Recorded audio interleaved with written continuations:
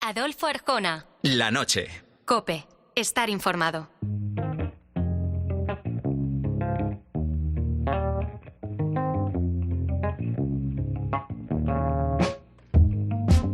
Deslealtad, traición, falsedad, engaño, adulterio. Son conceptos todos ellos que sirven para definir una misma realidad: la infidelidad. Tengo que contarte algo, Beth. Me he acostado con alguien. ¿La del pelo rizado? Lo siento muchísimo. ¿Ibais a su casa? Sí. Y una vez en la oficina. Es un concepto que existe, como se suele decir, desde tiempos inmemoriales, que es transversal a los tiempos y a las culturas, aunque no siempre se ha valorado de la misma manera. Por ejemplo, los antiguos aztecas eran tajantes con el adulterio. Fíjate si eran tajantes que hombres y mujeres lo pagaban incluso con la muerte. Mientras que en Europa, en la Edad Media, se concebía con cierta normalidad el amor fuera del matrimonio, porque el matrimonio en sí se consideraba un simple trámite, un puro contrato. Hoy aquí en La Noche de Arjona hablamos de infidelidades, de las más desconocidas a las más publicitadas, protagonizadas por mandatarios y miembros de la realeza.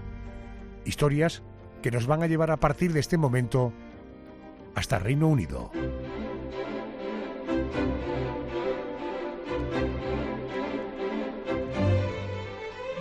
Estarás de acuerdo conmigo en que si pensamos en la sociedad británica, la mayoría tenemos la idea en la cabeza de que se trata de una sociedad muy casta, muy ortodoxa, muy tradicional, muy de no salirse del guión.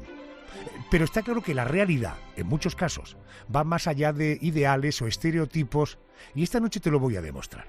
Te voy a hablar de infidelidades, y en algún caso de cuestiones mucho más graves que una deslealtad de pareja, protagonizadas por el hijo de la reina, por quien fuera primera ministra, por el marido de la reina, por quien es hoy rey con la que es hoy su mujer y reina de Inglaterra, y por la primera mujer del hoy rey.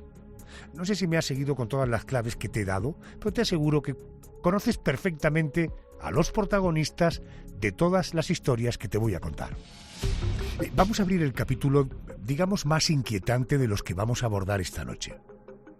Las acusaciones de abuso sexual que han costado el título real a uno de los hijos de Isabel II y Felipe de Edimburgo, el ya caído en desgracia Andrés, antes príncipe y duque de York, hoy Andrés Mountbatten, Windsor, a secas, sin más.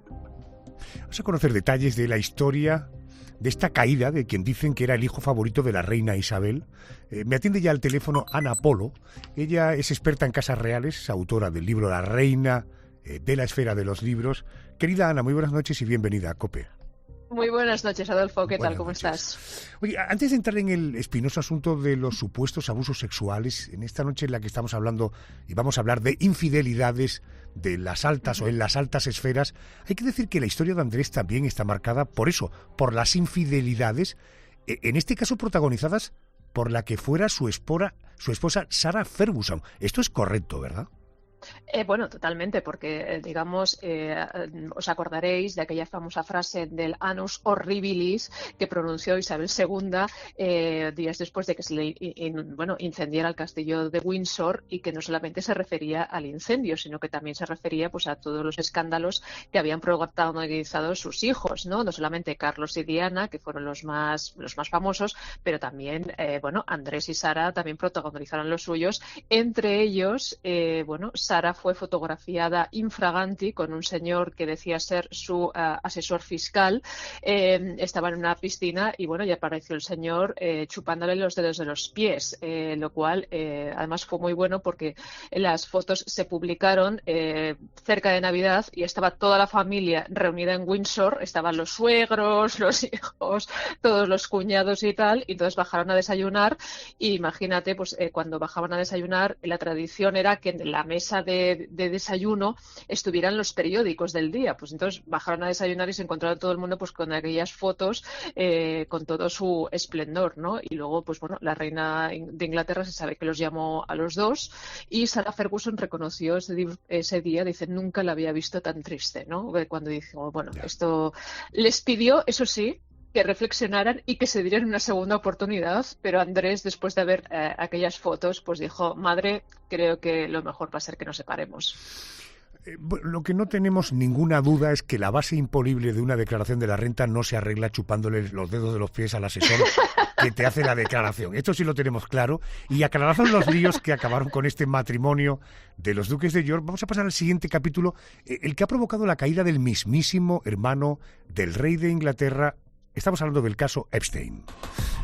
Recordemos, se trata de las investigaciones y procesos legales contra Jeffrey Epstein, es un financiero acusado de traficar y abusar sexualmente de menores durante años, creando una red en la que reclutaba a chicas para presentarlas a personas influyentes. Epstein se quitó la vida en prisión en 2019, pero el caso que lleva su apellido sigue dando todavía mucho que hablar. Ana, en primer lugar, aclaremos, apelando a tu capacidad de síntesis, ¿cuándo y cómo se conocen Epstein y el príncipe Andrés? Pues mira, se conocen en 1999 porque los presenta Ghislaine Maxwell. Ghislaine Maxwell era la persona que facilitaba los encuentros de Epstein con personas muy famosas, ¿no? Ella era la hija de un millonario británico y entonces estaba muy bien conectada con las altas esferas británicas y entonces en una cena, de hecho en un palacio, presentó al príncipe Andrés, le presentó a Epstein. A partir de aquí, Epstein y Andrés se hacen muy amigos y Epstein empieza a aparecer en todas las fiestas que se organizan pues tanto en Windsor como en Buckingham y tal, o sea que era un invitado bastante habitual, hasta el punto de que el príncipe Andrés incluso los invitaba a su propio cumpleaños, con lo cual era un hombre bastante conocido. Entiendo. Una de las piezas clave del caso Epstein fue una chica, Virginia Giuffre. ¿Quién es y cuáles fueron las acusaciones de esta señora Virginia Giuffre contra el príncipe Andrés? Bueno, Virginia Giuffre es una chica muy joven. Esa chica trabajaba en Mar-a-Lago, que era la casa de veraneo de Donald Trump.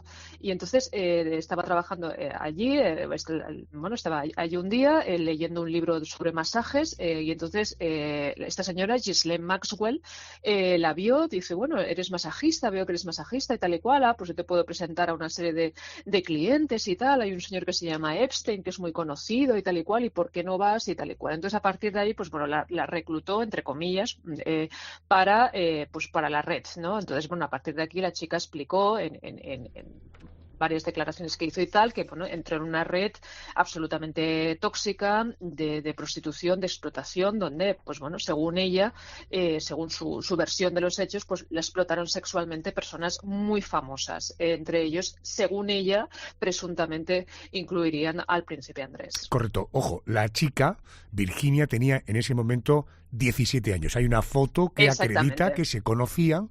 Dato importante, esta chica se suicidó con 41 años.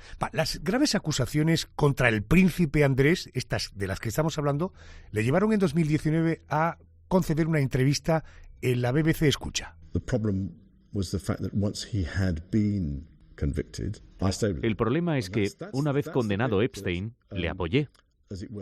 Y eso es de lo que me arrepiento a diario, porque no era digno de un miembro de la familia real.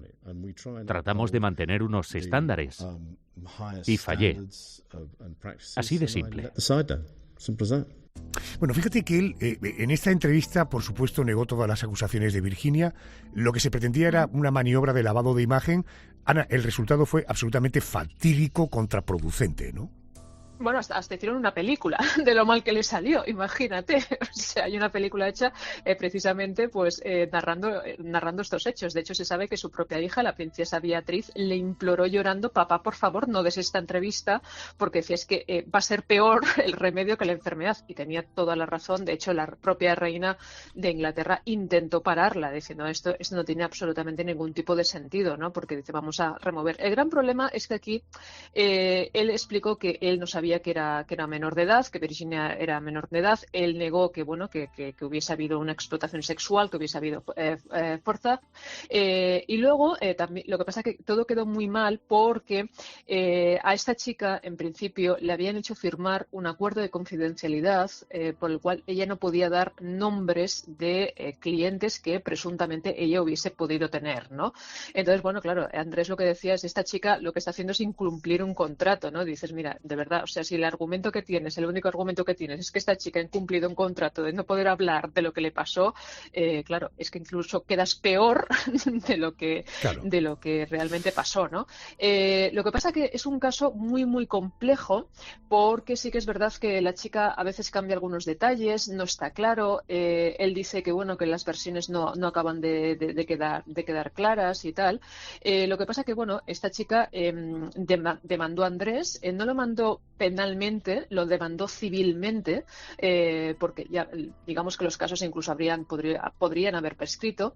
Y entonces, claro, era el año del jubileo de la reina. Tú imagínate un año del jubileo de la reina que toda la familia real hubiese tenido que irse a Nueva York a declarar, hubiese sido un escándalo absolutamente monumental. Y se dice que fue Carlos de Inglaterra, entonces príncipe de Gales, y su hijo Guillermo el que presionaron y decir, eso se tiene que arreglar y darle el dinero que haga falta. Entonces, bueno, llegaron a un acuerdo fuera de juicio que se habla de 12 millones de libras esterlinas. Wow.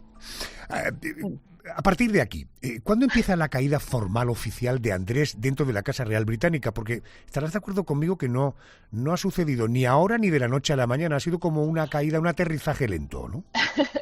Bueno, llevan muchos años que este hombre da escándalos continuos y la verdad es que la gente está un poco como cansada de la familia real, porque claro, la familia real, mientras duró la reina, no abrieron el melón, digamos, si me permites la expresión, pero ahora sí que se está abriendo. Porque básicamente son muchísima gente con un tren de vida absolutamente descomunal y nadie entiende qué hacen, ¿no? Y entonces, si a esto le sumas un escándalo del calibre de unas presuntas agresiones sexuales o incluso violación, pues evidentemente la gente pues está absolutamente pues escandalizada y con toda la razón del mundo, ¿no?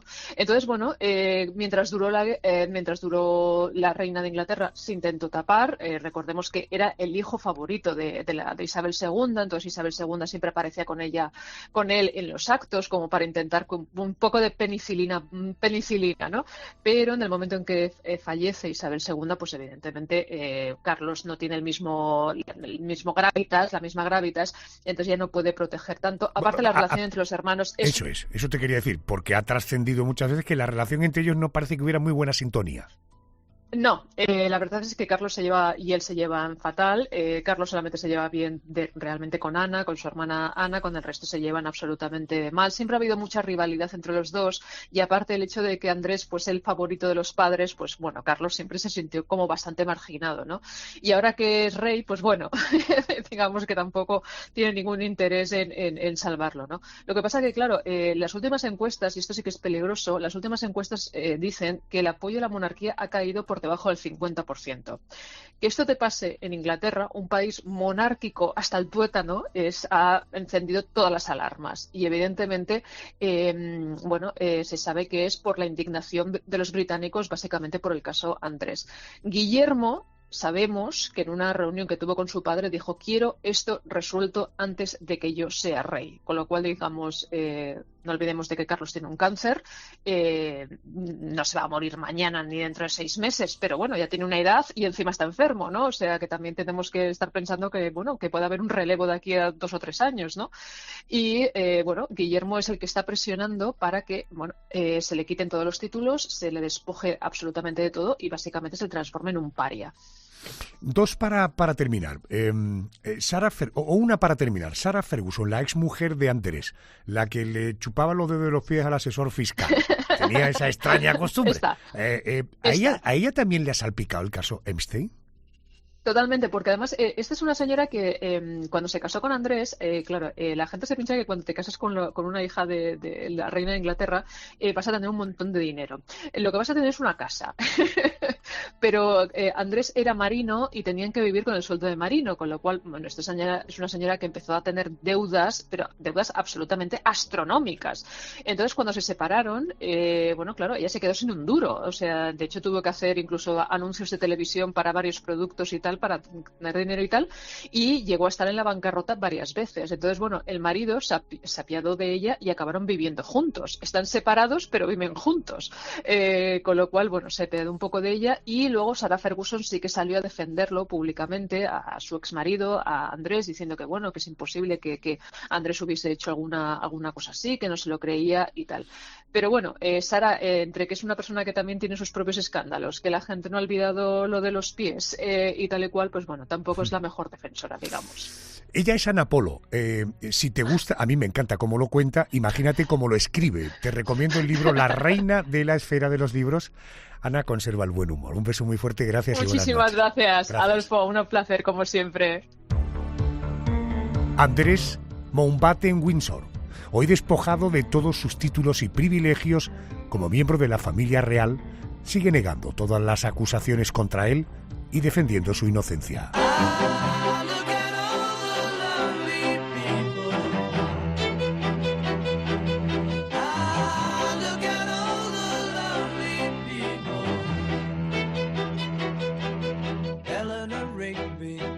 Up the rice in a church where a wedding has been. Lives in a dream, waits at the window, wearing the face that she keeps in a jar by the door. Who is it for? All the lonely people. Where do they all come from? All the lonely people. Where do they all belong? Father Mackenzie, writing the words of a sermon that no one will hear. Hay una afirmación que aparece recogida en la Biblia, que se ha convertido en una frase recurrente de la que todos conocemos su significado. Esa afirmación de la carne es débil, una debilidad de la que no pudo escapar una mujer tan fría y tan firme como el hierro. Te hablo de la Dama de Hierro. Con un gobierno conservador, esto irá acompañado de un nuevo planteamiento económico, de un nuevo panorama de oportunidades e iniciativas con menos impuestos, menos reglamentos, más flexibilidad y más libertad. Esas serán nuestras líneas de acción. El más que conocido sobrenombre de Margaret Thatcher, la Dama de Hierro, una mujer que entró a formar parte de la historia como la primera mujer primera ministra de Reino Unido, abriéndose camino por méritos propios en un mundo absolutamente de hombres. Su historia comenzaba en 1925, año en el que nació en la ciudad británica de Graham, Margaret Hilda Roberts, hija de un tendero volcado en la política local. ¿Su padre también estaba en la política, señorita Roberts? Oh, sí, hasta el fondo. También tendero, ¿no? Sí, era un negocio familiar. Un comienzo en la política muy interesante, en mi opinión. Eso y una carrera en Oxford. Estudió gracias a una beca y se licenció en Ciencias Químicas en la Universidad de Oxford, aunque más tarde también se convertiría en abogada. Pieza fundamental de la historia que enseguida vamos a contar es su marido, Denis Thatcher, con quien se casó a los 26 años, quien le dio su ya histórico apellido y quien fue su mayor apoyo en su carrera política. El primer ministro ha sido muy leal contigo, Margaret. Denis, te casaste con una mujer comprometida con el servicio público y lo sabías. A los 34 años, Margaret Thatcher obtenía un escaño en el Parlamento británico como diputada conservadora. Después llegaría una secretaría de Estado y más tarde un ministerio. El culmen de su carrera estaba cerca. Sí, porque aprovechando las discrepancias surgidas en el seno de su formación, se alzó con el poder del Partido Conservador. Aquello le llevó, en 1979, a ganar sus primeras elecciones, iniciándose la era de la Dama de Hierro, porque pensaba poner fin a la crisis que azotaba a su país sin que le temblara la mano. Bajó los impuestos, pero también las ayudas sociales, limitó el poder de los sindicatos, privatizó buena parte del sector público y redujo la estructura funcionarial del país. Solo quiero decirles que me tomo muy en serio la confianza que el pueblo británico ha depositado en mí hoy. y que trabajaré con denuedo todos los días para estar a la altura de esa responsabilidad. Gracias a sus políticas, la libra se fortaleció, el país creció y sus ciudadanos respaldaron de nuevo en las urnas el thatcherismo. En 1983, Margaret Thatcher volvía a ganar las elecciones, esta vez con una diferencia más holgada. Para entonces era ya una líder tan admirada como criticada dentro y fuera de Gran Bretaña. 4 años más tarde era reelegida. Tras 11 años de gobierno, las divisiones en el Partido Conservador que la llevaron al liderazgo también acabaron con su carrera. Margaret Thatcher dimitía en 1990. Bueno, esta es la historia resumida de forma muy breve de su trayectoria, pero hoy nos queremos detener en algunos detalles de la vida de la Dama de Hierro que no ocuparon titulares de periódicos, ni se abordaron en entrevistas, ni aparecen en su biografía oficial, ni desde luego en lo que yo pensaba. Margaret Thatcher fue infiel a su marido antes y durante su mandato. Ya tengo en línea a Marina Fernández. Ella es directora de comunicación de la Escuela Internacional de Protocolo y Eventos. Querida Marina, buenas noches y bienvenida a COPE. Hola, muy buenas noches. Antes de hablar de esas supuestas infidelidades, vamos a conocer al matrimonio Thatcher. Leo, documentación. La pareja se conoció en el 49. Ella entonces trabajaba como química e iniciaba su carrera política, mientras que él era un rico hombre de negocios divorciado, al que la separación le había dejado bastante tocado, por cierto. 2 años después, en 1951, la pareja se casaba y en el 53 se convertían en padres de gemelos, de Mark y de Carol. Marina, ¿cómo era la relación de los Thatcher de puertas para afuera? ¿Se les conoce alguna crisis?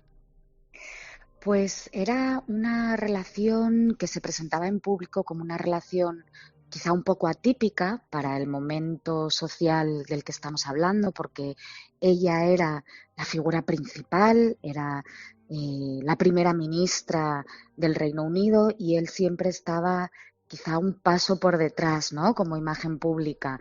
Pero se presentaban como una pareja indestructible. Ella mencionó en varias ocasiones que su Denis, era el hilo dorado que había recorrido toda su vida. Caramba. Así lo definió, sí. Sí que es cierto que, pues sí se comentó que tuvieron una crisis en su relación durante los años 60, debido seguramente a la presión, etcétera, pero eran un matrimonio peculiar, ya que el rol principal lo ejercía ella, pero muy sólido para la opinión pública. Correcto. Esto ocurrió antes de que ella fuera primera ministra. Tierra de por medio suele ser una medida terapéutica de algunas parejas o de muchas parejas. Él se marcha 2 meses a Sudáfrica. A la vuelta de ese viaje, el matrimonio retoma la normalidad. Marina, las supuestas infidelidades de Thatcher a su marido han sido sacadas a la luz por una periodista y escritora británica llamada Tina Golding, o Goldwyn. Es autora del libro El incidente femenino o feminista. En primer lugar, aclaremos, ¿quién es esta periodista y cuáles son sus fuentes en esta historia? Porque esto ha tenido un impacto colosal. Pues efectivamente es una periodista, sí, conocida para el público británico, y lo que ha hecho para escribir este libro es rodearse de fuentes muy potentes. Ha hablado con el entorno político y social más cercano de Thatcher. Incluso cita en su libro a un exministro conservador. A la Thatcher se le atribuyen 2 relaciones extramatrimoniales y una amistad especial. ¿Qué se sabe de su primer supuesto escarceo? Muy poquito, muy poco. De ese primer rumor, podemos definirlo así, tenemos muy pocos datos. Incluso es algo que no aparece en su biografía oficial. Charles Moore, su biógrafo oficial, que tuvo acceso a cartas, agendas, diarios de la propia Thatcher, que aún se conservan, no le da credibilidad a ese primer escarceo. Lo que parece que sí que está mejor documentada es la supuesta relación que tiene con el que fuera ministro de Irlanda del Norte. ¿De quién hablamos? Hablamos del señor Humphrey Atkins, que, ¿correcto?, como decía, fue ministro para Irlanda del Norte en un momento histórico y social en el que era un puesto de extremada relevancia en la estructura política británica. Lo que llama la atención de este caballero es que, bueno, en el Partido Conservador no era considerado como un político muy avezado, ni siquiera un hombre particularmente listo, pero él iba avanzando y creciendo dentro del partido, le iban ascendiendo, y ya entonces las malas lenguas, bueno, apuntaban a esa especial amistad que mantenía con Thatcher como el motivo de este crecimiento político. Correcto, porque la relación era conocida en los círculos más cercanos a la líder conservadora. ¿Qué cuenta ese libro que cuenta esta periodista? Sí, bueno, habla de una relación prácticamente normalizada dentro del núcleo duro del partido, en el que se decía sin decir, se sabía, pero no se señalaba directamente. Marina, a mí ahora sigo hablando del libro y de alguna historia más, cuando empecé a ver información y titulares, me llamó poderosamente la atención. Para mí fue muy impactante. No imaginaba yo a Margaret Thatcher siendo infiel y teniendo una vida frívola. No sé si a ti te ha pasado lo mismo. Sí, la verdad es que desmonta un poco esa imagen delicadamente construida de una mujer que prácticamente huía de esa imagen familiar, maternal, femenina, y que además era un poco la abanderada de la austeridad moral. Y de repente, bueno, pues enterarnos de esta posibilidad, vamos a dejarlo en posibilidad, sí es verdaderamente sorprendente. Sí hay que volver a repensar nuestras opiniones sobre el personaje y la persona. Decíamos un libro publicado recientemente que apunta a que Margaret Thatcher tuvo 2 amantes y una amistad especial, en este caso con su consejero de Relaciones Públicas, Tim Bell. ¿Cómo de cercano era este colaborador de la Dama de Hierro y por qué en este caso se habla de una relación especial pero no de un amante? Pues fíjate, Tim Bell está considerado como el arquitecto del thatcherismo a nivel de imagen, ¿no? Era su jefe de Relaciones Públicas y él diseña un poco esta imagen de la que hablábamos antes, de la Dama de Hierro, la diseña y le ayuda a potenciar esa imagen. ¿Por qué dicen o se refieren más a amistad especial que a relación? Pues porque no se puede contrastar que realmente haya habido algo que va más allá de una colaboración profesional. Sí que es cierto que ya entonces, cuando Thatcher estaba en Downing Street y Bell era su jefe de Relaciones Públicas, se comentaba que en las cenas Bell colocaba su mano en la pierna de la primera ministra, pero insisto, no se puede confirmar. Incluso el biógrafo oficial de Thatcher, el señor Moore, lo tacha de altamente improbable este rumor. Correcto. Hablas de Charles Moore, que es como, no sé, el biógrafo autorizado de Margaret Thatcher, que me dices, en este caso no da crédito, pero en el caso que me decías de Atkins, donde encargado o en fin, ministro para Irlanda, que su círculo más cercano, me refiero al de la Thatcher, daban un cierto crédito. ¿Sobre ese rumor se ha pronunciado el biógrafo oficial de Margaret Thatcher? Volvemos a eso que comentábamos antes de decir sin decir. No, el biógrafo oficial de Margaret Thatcher no va a revelar un secreto de esa magnitud, menos pues, a estas alturas que se cumplen ya 100 años de su nacimiento. Estamos hablando de un personaje histórico, pero no lo niega categóricamente como este otro rumor sobre Tim Bell. Entiendo. Marina, ¿la opinión pública del Reino Unido cómo ha recibido estas informaciones sobre las supuestas infidelidades de la que fue primera ministra? Recordemos, 12 años después de su muerte. ¿Se ha conocido esto? Pues Adolfo, un poco como tú y como yo, con sorpresa, casi en shock, ¿no? De toda esa imagen cuidadosamente construida para reforzar un mensaje político, para alcanzar unos objetivos, la mujer dura, la dama de hierro, nada femenina, decíamos antes, ¿no? La abanderada de la austeridad moral, de los recortes en todos los sentidos, pues al parecer tenía un lado más que humano. Está claro. Por cierto, el marido, Dennis Thatcher, tampoco se libró de los rumores. A él también se le atribuye una relación extramatrimonial con una modelo después de que su mujer dejara de ser primera ministra. ¿Sobre esto ha trascendido algo? Bueno, sí que es cierto que esa es una historia que en su momento hizo correr ríos de tinta en el Reino Unido. Los tabloides se lanzaron sobre ella como locos, y esto sí que era ya conocido y comentado desde los años 90, sí. Marina Fernández, directora de comunicación de la Escuela Internacional de Protocolo y Eventos. Marina, gracias, buenas noches. Un placer, buenas noches. Bueno, de la residencia del primera ministra británica, en su día Margaret Thatcher, iniciamos un paseo, vamos a hacerlo a pie, de apenas 15 minutos por las calles de Londres hasta que llegamos a la residencia más famosa del Reino Unido. Es una de las más conocidas del mundo, el Palacio de Buckingham.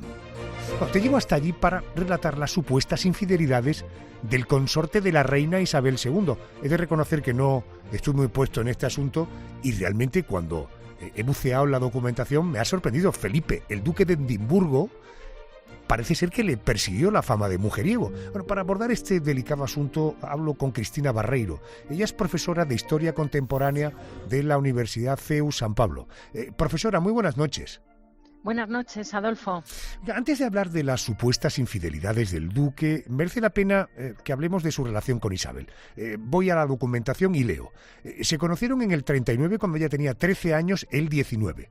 Dicen que ella se enamoró al instante de aquel joven rubio, atlético, aunque parece que él se resistió un poco más. Se cartearon durante toda la Segunda Guerra Mundial mientras él servía en la Marina Británica y aquella relación epistolar acabó en boda en el año 1947.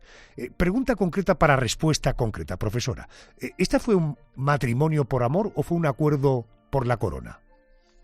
Fue, pienso, un matrimonio por amor, porque inicialmente al rey Jorge VI, al padre de Isabel, no le parecía a lo mejor el candidato perfecto para el alto destino que esperaba para su hija, la presunta heredera, la futura reina. Así que vamos a suponer que fue un matrimonio por amor, aunque en términos históricos a día de hoy no lo sabemos.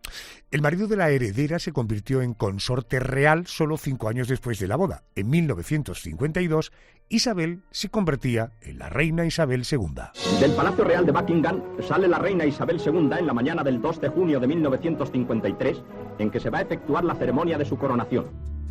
A lo largo de la vida de Felipe de Edimburgo han sido muchos los nombres que han salido a la palestra de mujeres con las que habría tenido una relación y que yo digo que me ha llamado profundamente la atención, no tenía ni idea. Vamos a repasar algunos de ellos, profesora, vamos a descubrir quiénes eran, como la lista, no digo que sea interminable, pero es numerosa, deme un par de titulares de cada nombre. Por ejemplo, Covina Wright, ¿quién era esta mujer? Bueno, yo creo que incluso más interesante que los amores de Felipe de Edimburgo, del duque de Edimburgo, es la larga relación que ellos van a tener durante más de 50 años. Y como bien indicas, Adolfo, pues es cierto que siempre va a estar bajo la sombra de las infidelidades del duque.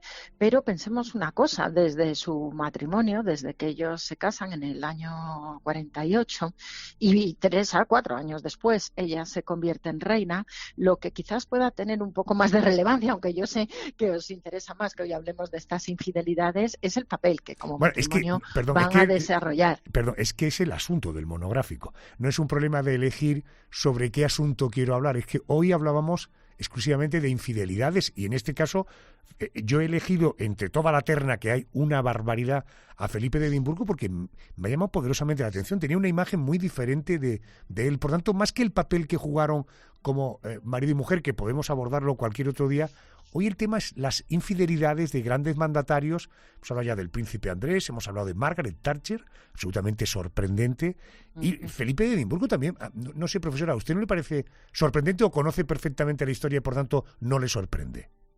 No es que me sorprenda o me deje de sorprender, es que me parecen estos aspectos íntimos y personales del matrimonio que, claro que afectan a la corona, y lo estamos viendo ahora en la propia situación de la corona británica con la situación del ya no príncipe Andrés, del segundo de los hijos del duque de Edimburgo, que pueden provocar inestabilidad en la vida de la real familia, y más tratándose de la familia real británica, donde el papel de la corona y el papel, además, de la reina Isabel fue tan determinante durante tantísimo tiempo. Pero también lo es que como duque de Edimburgo, él no tenía unas funciones institucionalmente o políticas, institucionalmente por supuesto sí, pero no tiene unas funciones políticas. Por lo tanto, eso afecta a la inestabilidad, efectivamente, que puede suponer en la vida personal, y los grandes escándalos que incuestionablemente rodearon la vida de la real familia. Por ejemplo, el caso de Lady Di, ¿no? Que eso creo que lo conocemos pues todos, ¿no? Pero pues Cristina, perdóname, este señor, en cuanto y en tanto consorte de la reina, como una de sus primeras obligaciones es la ejemplaridad. Y desde luego tener una relación con Hélène Cordet, tener una relación con Sacha, la duquesa de Abercorn, con Susan Ferguson, la mujer... esa parece la segunda que sí que fue real. Claro, y con la madre de la exmujer del príncipe Andrés, Susan Ferguson. Eso se comentó en su momento también, con Susan Ferguson, que tuvo cierta cercanía. Pero contrastado, documentado, pues no sé hasta qué punto estará. Eso es otro tema que yo creo que trasciende un pelín más lo que es la pura historia. Correcto. Que hay casos en los que es tremendamente relevante. Pensemos, por ejemplo, en la propia casa de la corona británica con Eduardo VIII, pues esa relación que mantiene con Wallis Simpson, mujer doblemente divorciada, pues va a afectar institucionalmente a la corona, y por supuesto va a afectar a la historia, porque eso va a provocar una abdicación ante los micrófonos de la BBC en ese mes de diciembre del año 1936. Claro que estas cosas influyen. Claro, Cristina, a usted en cuanto y en tanto profesora de historia contemporánea, ¿le suena el Club de los Jueves? Era una reunión que tenía el duque de Edimburgo con algunas personas próximas, tanto del mundo militar, él había servido en la Marina, como de los núcleos aristocráticos, en los que inicialmente debatían temas políticos, culturales, pero no se reducía solo a eso. Es probable que también fueran encuentros, además de para comer, para beber y para fumar, para mantener encuentros sexuales. Puede ser así. Uh-huh. ¿Le suena un nombre, Porchi? ¿Quién fue Porchi? Sí, es un amigo de la reina Isabel. Un amigo e incluso pariente de la reina Isabel en un grado alto. Y ella siempre confió mucho en él. Tenían una amistad, sobre todo por el mundo ecuestre, que era algo que unía a los dos, a la reina Isabel y también al duque de Edimburgo. Isabel confiaba mucho en Porchi, y es una figura que, tiene relevancia desde los años 60, no tanto al principio de la relación o del matrimonio de la pareja, pero sí lo encontramos ya a partir de los años 60, y aparece incluso en alguna imagen que hay de la reina Isabel y del propio duque. Uh-huh. ¿Qué papel jugó este amigo? Yo creo que fue un amigo de la reina, en un tiempo fue un amigo de la pareja también, y una persona de confianza de la reina Isabel. Por tanto, usted no piense que haya podido ser amante de la reina Isabel II. No, ahí sí que no cuestionó en ningún caso, ¿no? La falta de integridad moral de la reina Isabel. Entiendo. Resumiendo, Cristina, los rumores que están alrededor de Felipe de Edimburgo, el consorte, el marido de la reina Isabel II, ¿usted le da alguna credibilidad? Es decir, ¿pudo ser que, permítame la expresión deportiva, puntuara fuera de casa en alguna ocasión, pero que no fue la tónica general de la vida de este individuo? Yo, desde mi perspectiva histórica, yo eso no se lo puedo decir. Que ha estado siempre ahí y coge uno cualquier... además, la prensa sensacionalista en el Reino Unido es lo que es y la prensa tiene un papel de creadora de opinión muy importante, sobre todo en el país en el que nos estamos refiriendo ahora, y esos rumores siempre han estado ahí. Eso es lo que yo puedo decir. Correcto. Cristina Barreiro, gracias por atenderme. Buenas noches. Muchísimas gracias, Adolfo. Gracias. Sean ciertas o no algunas, todas o ninguna de las historias de infidelidades que rodearon a Felipe de Edimburgo, lo cierto es que el duque y la reina Isabel permanecieron juntos 74 largos años, desde su boda en 1947 hasta el fallecimiento de él en el año 2021.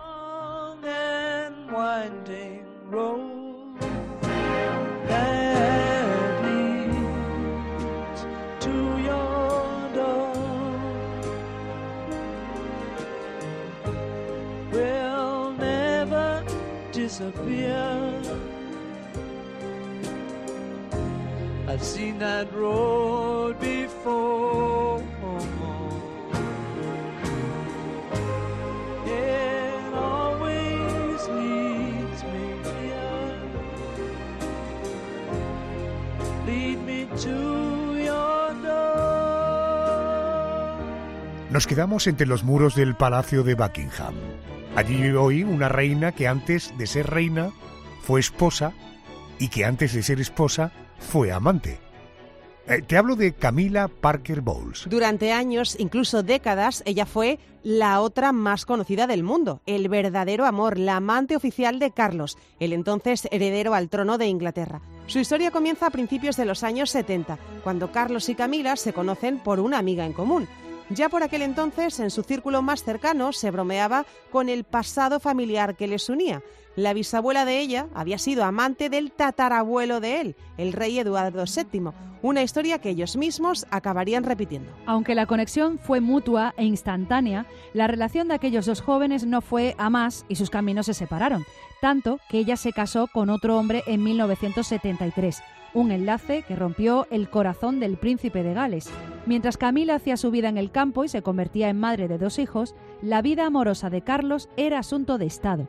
Había que encontrar a la candidata perfecta para desposarlo y para ser la futura reina. Es entonces cuando entra en escena Diana Spencer, la perfecta chica británica que acabaría convertida en esposa del heredero en 1981. ¿Cuál cree que es su papel?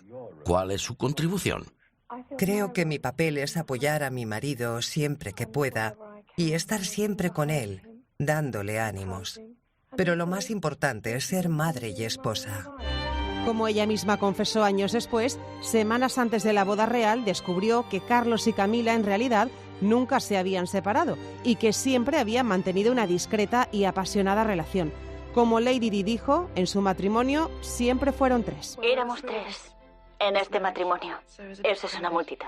Un matrimonio que se rompió oficialmente en 1992. Tras la separación se produjo uno de los momentos más delicados en la historia de amor del príncipe y su amante. Se hicieron públicas unas conversaciones telefónicas grabadas años antes en un tono altamente erótico a las que los tabloides ingleses sacaron rédito durante meses. Por aquel entonces la popularidad de Carlos y Camila estaba por los suelos. Una encuesta publicada en la época señaló que el 42% de los británicos creía que Carlos jamás debía ser rey y que el trono debía pasar directamente de Isabel II a su nieto Guillermo.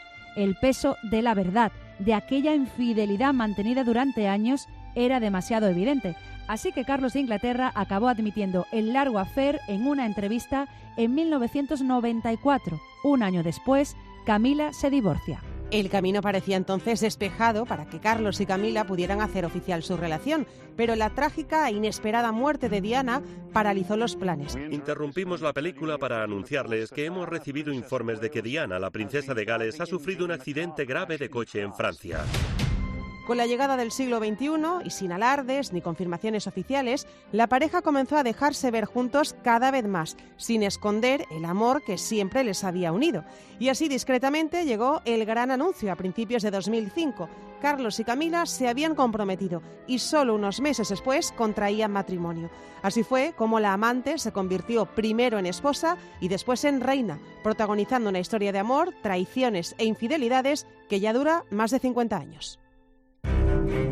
Es una historia, gracias Mónica y Carmen, una historia, la del eterno affair de Carlos y Carmina, que no por conocida deja de ser sugerente.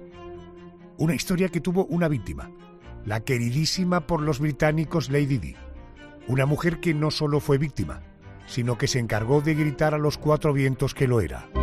Un día, Diana consultó la agenda en la que los mayordomos registraban las salidas y entradas del palacio de Highgrove, la casa del matrimonio en la que Carlos vivía él solo él, de lunes a viernes. Bueno, en esa agenda que llevaban los mayordomos, la princesa se percató de que el nombre de Camila aparecía demasiadas veces. Además, casi todas las noches, Carlos salía de casa después de cenar y hacía un recorrido de 34 kilómetros, justo la distancia que separaba ida y vuelta su casa de la de Camila. Y reparó en otro detalle al que entonces encontró todo el sentido. Carlos llevaba siempre unos gemelos con dos C unidas, una joya que Camila le había regalado antes incluso de conocer a Diana. Claro, las dos C son de Carlos y de Camila. Bueno, la de hoy me parece una ocasión perfecta para recordar a nuestro queridísimo profesor Antonio Garrido Moraga, con el que compartimos tantas noches de radio contando historias de amor, de desamor, conociendo a personajes. El profesor Garrido nos dejó ya hace algunos años, pero en fin, no me cansaré de volver a oírlo siempre que tengamos la oportunidad. Era su sintonía, esta. Bueno, recuerdo como en uno de nuestros encuentros radiofónicos, hace años, hablamos precisamente de esto, de la historia a tres de Diana, Carlos y Camila. Aquella noche le pregunté, Camila Parker jugó un papel fundamental en el distanciamiento de los príncipes Carlos y Diana. ¿No es así, profesor? Y decía, absolutamente, porque ten en cuenta que él estaba enamorado de Camila Parker. Se ha dicho, esto es muy divertido, ¿no? Esta hipocresía social, que es que Camila y Carlos pues tienen afinidades intelectuales, que los dos les gustan las mismas cosas. Bueno, pues basta escuchar las grabaciones de las llamadas de Carlos a Camila para reconocer que también hay otro tipo de actividades afectivas.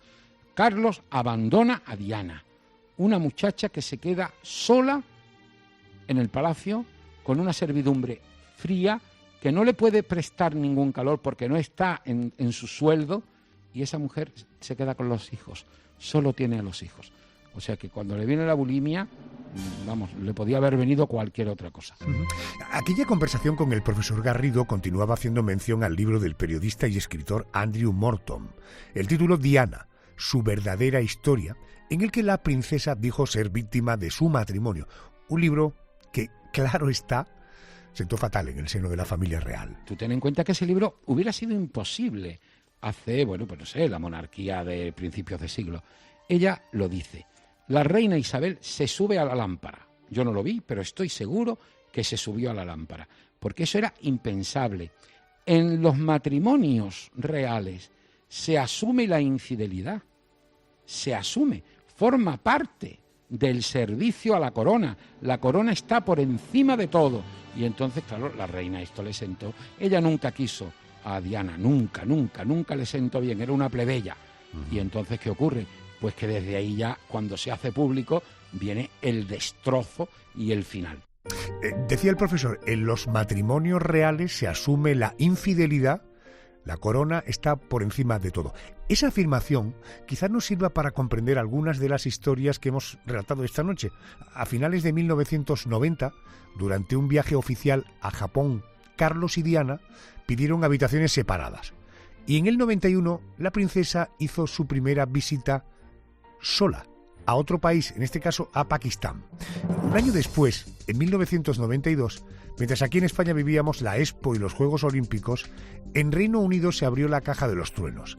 Se anunciaba la separación de los príncipes de Gales, que firmaron oficialmente el divorcio en el 1996. Tras la separación, Diana pidió que le retiraran la escolta policial. ¿Esto era una forma de escapar del control que podía llegar desde Buckingham o era una forma de hacer pública la desvinculación? Responde el profesor Garrido Moraga. Las dos cosas, son las dos cosas. Por una parte, ella quiere tener libertad y por otra parte, eso lo tengo yo muy claro, ella quiere vengarse. Ella sabe que tener la escolta es tener a la reina detrás. Entonces lo que quiere es empezar a vivir de otra manera, una vida nueva, recuperar su vida y vengarse. El espíritu que anima a Diana en los últimos tiempos es vengarse de todo lo que le habían hecho. Sitúate en el 20 de noviembre de 1995. En una entrevista en el programa Panorama de la BBC, Diana reconoce una relación con un señor llamado James Hewitt. Todo un espectáculo. Carlos reconoció haber sido infiel a Diana con Camila y Diana asumiendo que también le había sido infiel a su marido. Se ha dicho que es uno de los momentos más críticos de la historia contemporánea de Inglaterra. Ten en cuenta que el heredero y su esposa declaran que han sido infieles el uno al otro. Pero también tiene una ventaja, la ventaja de que la sociedad ha cambiado. La sociedad victoriana eso no lo hubiera admitido jamás. Sin embargo, bueno, pues mira, pasó y se divorciaron. Ella no quería divorciarse porque perdía los privilegios, pero la obligaron a divorciarse.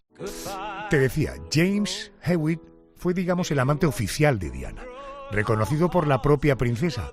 De él se llegó a decir que era el verdadero padre del príncipe Harry, rumores que siempre han estado ahí, que por supuesto nunca se han confirmado.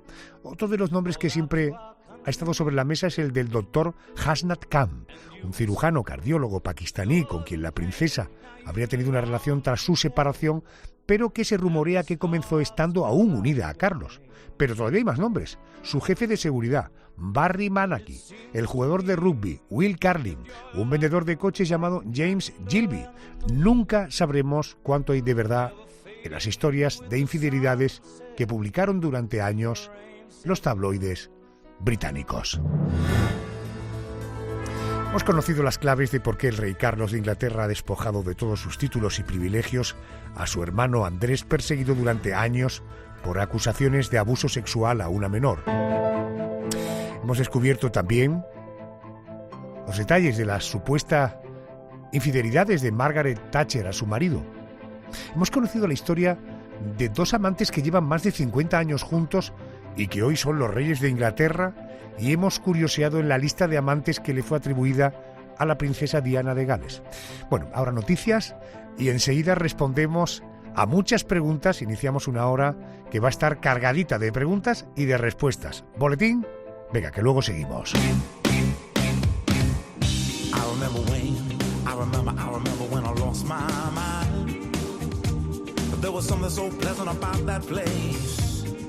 Even my emotions had an echo in so much space. And when you're out there without care, yeah, I was out of touch. But it wasn't because I didn't know enough. No, no, no. I just knew too much. Does that make me crazy? Does that make me crazy? That make me crazy, possibly.